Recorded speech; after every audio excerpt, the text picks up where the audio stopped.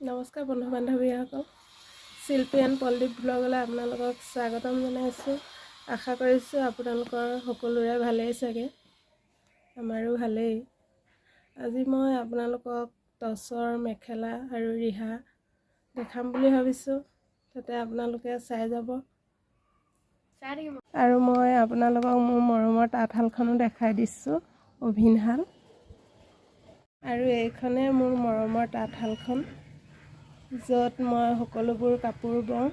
আপোনালোকক মায়ে ধুনীয়া ধুনীয়া মুগা কাপোৰবোৰ আপোনালোকক দেখাই দিব, আপোনালোকে চাই যাব।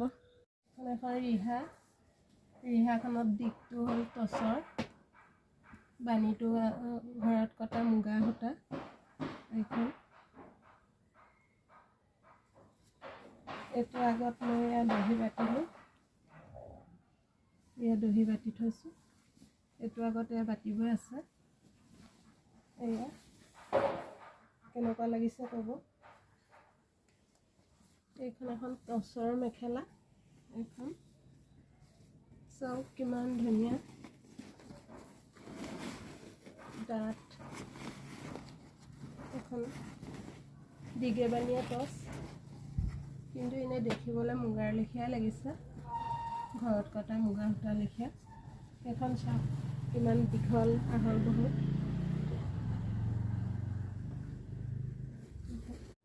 এখনো টচৰ মেখেলা, দীঘেবানীয়া টচ।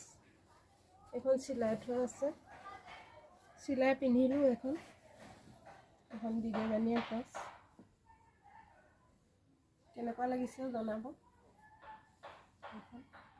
এখন টচৰ চাদৰ, দীঘেবানীয়া টচ।